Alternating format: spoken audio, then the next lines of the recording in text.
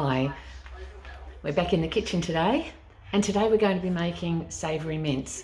Now this is a recipe that I grew up with as a kid. My mum used to make it a lot, and we actually call it English savoury mince because my mum's from Liverpool, England, and she learnt that to make this recipe before coming to Australia. But just like every recipe, this one has got a few tweaks. I like to change recipes to suit myself and to suit my family. So I do make little changes just to change it to the way we like. So as we're going along, I'll actually give you some hints and suggestions of where you could make changes as well. So first we need to have a look at the ingredients that we're going to be using. So let's have a look at those. So here we have the ingredients. The first one is mince. Now I'm using kangaroo mince, and you might say, well, that's not English. It certainly isn't. My mum used to use beef mince, but I prefer kangaroo mince myself because it's very natural. They're not farmed. They jump around eating grass and leaves and anything out there in nature. And so that results in a very, very low fat content in the meat. So it's 99% fat-free. So I do prefer that for that reason. But you can use turkey mince, pork mince, chicken mince, beef mince, lamb mince, or you might like to try kangaroo mince. Okay, the other ingredients that we have here. I have a litre of water there. I'm not sure if I'm going to use it all, but we'll see how we go. I have 2 large onions diced, carrots. Now my carrots I've peeled, cut in half, and then just quartered those halves. So that's the shape I like, so that you get a nice bite of carrot as you're eating it. But you might like to dice it. If you're trying to hide vegetables from young ones, you could even grate it. You could julienne it, whatever you like, whatever your preference is on that. Then we have peas. Oh, with the carrots, I've used 6 medium to large carrots there. And again, this is a recipe that you can vary so that it suits your taste. If you don't really like that much carrot, then you can use less. But with the onion, you do need it for flavour, so you really should be using 2 large brown onions in this recipe. There I've got 2 cups of peas. Now, when my mother taught me this recipe, peas weren't in it, but she always served it with peas and mashed potato. So I figured, why waste another saucepan or a bowl cooking your peas? So I just throw them in and they cook with this, and I think it's really nice. So you can do it how you like. Other ingredients we have here. Now these are OXO cubes. I've got 2 OXO cubes. OXO cubes give a very rich, deep flavour, different to beef stock powder. If you don't have OXO cubes, you can use beef stock powder, and to give it a depth of flavour, you can add 1 to 2 teaspoons of Vegemite. But if you're just using the OXO cubes, you don't need the Vegemite. In here I've got 2 teaspoons of salt and 1 of ground black pepper. Then I've got 2 teaspoons of mixed herbs. And in here I've got 3 tablespoons of corn flour with enough water to make it into a thin paste. So it's just a thin paste like that. We'll see how much of that we use. It just depends how thick you actually like it. This is another recipe where you can use your own judgment and adjust it as you go. Okay, so let's get started. Right, so in our pan we've got our mince, and what we're going to do is to add some water and then start breaking that up. So not all the water at first, I've just added about 250 mils there, or a cup, and we start to break the mince up.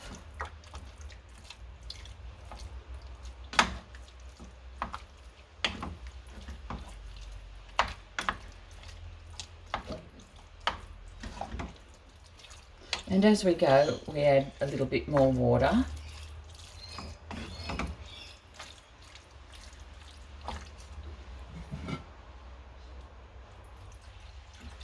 There you can see my beautiful dog in the background, Zeus. Whenever I'm cooking, he's hanging around because inevitably I'll drop something and he'll get a treat.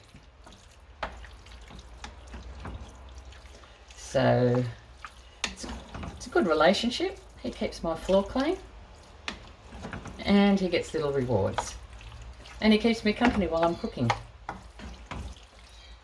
There we go. You can see that the water there is mixing into that meat.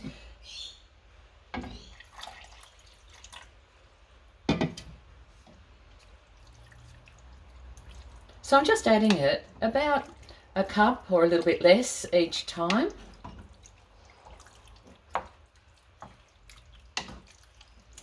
There we go. It's just making sure that there's no chunks of meat in there and that it's all nice and smooth. Okay.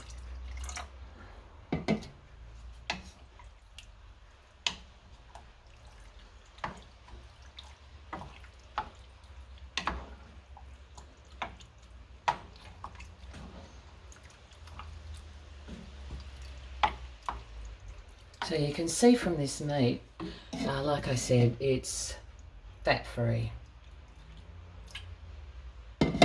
Really is a lovely meat to work with.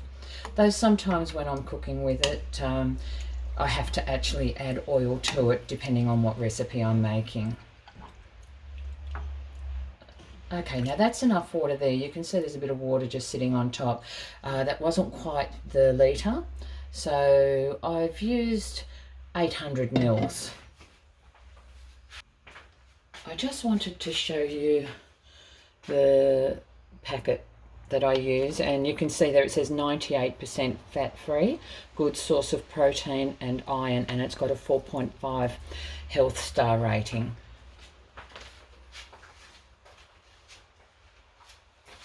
So there we go. Right, now we're going to put the heat on.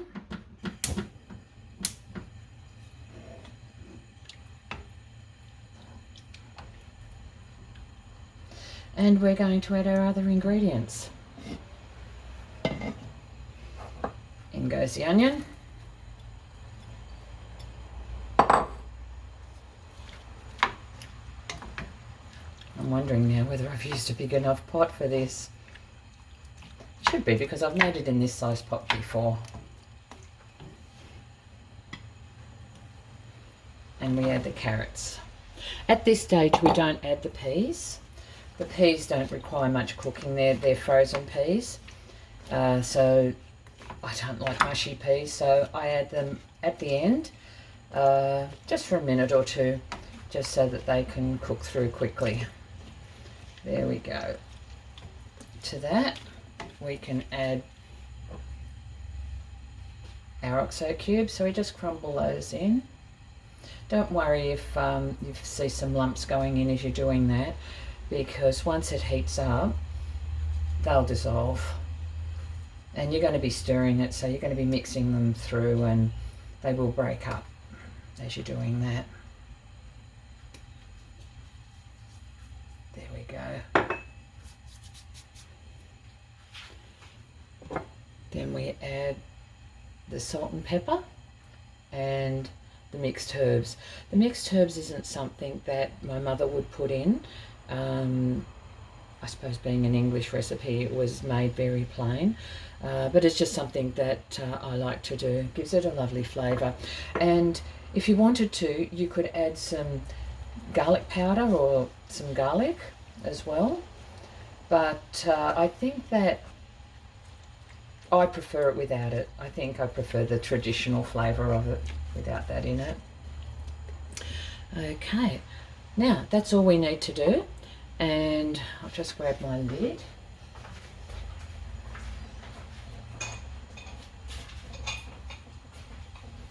We're going to bring this to the boil. Once it's boiling, we'll simmer it until it's cooked, until the meat's cooked through, the carrots are nice and soft. It's just actually coming to the boil now.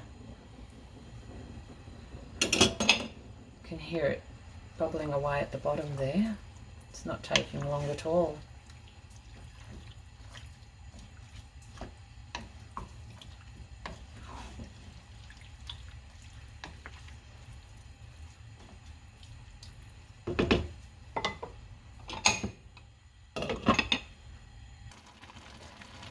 Okay, that's been simmering away now for about 20-25 minutes.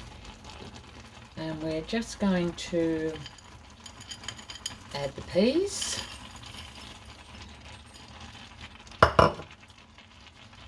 And because they're still frozen, I'll just turn that heat up a little bit because they're going to drop the temperature down.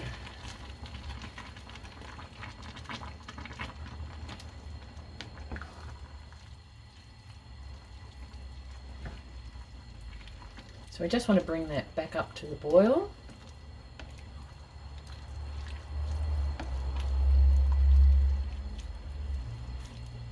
And once that's boiling again, we can add our corn flour mixture. So the corn flour, when it's sitting, settles down to the bottom. So I'm just mixing that all through. Make sure it's all off the bottom, none of it stuck.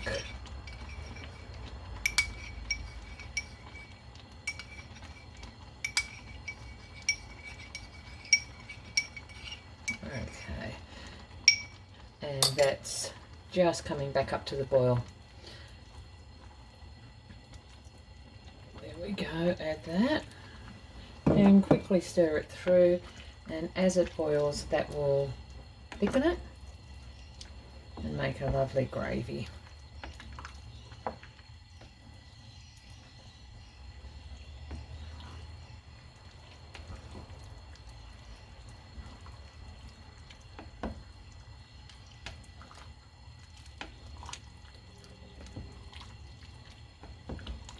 Now this is really nice served with mashed potato, or you might like to serve it with some pasta, some rice, some 2-minute noodles would be nice as well.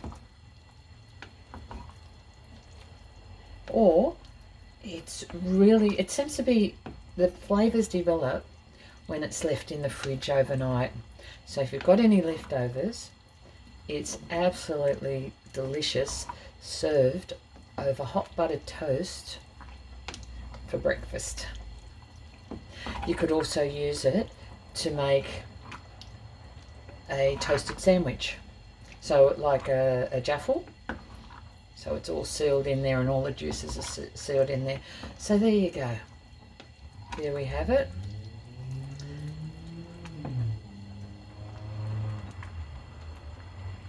Size container you like, but living alone I like to put it into an individual serve size container, and then I just get it out, sit it in the fridge overnight, and then it's ready for my lunch or dinner the next day.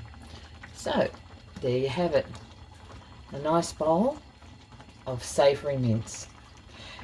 Just before we finish up, you can do lots of different things with this recipe. Of course, if you add different ingredients, you're going to change the flavour. But this is one of those recipes that I like sometimes when I've got a few things in the fridge and I think, oh, they really need to be used.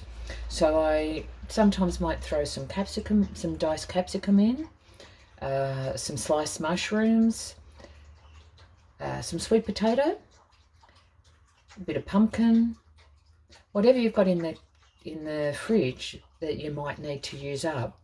This is a good recipe, but as I said, it will change the flavour, and I just love this original flavour, so that's why I haven't added anything extra today. And there you have it.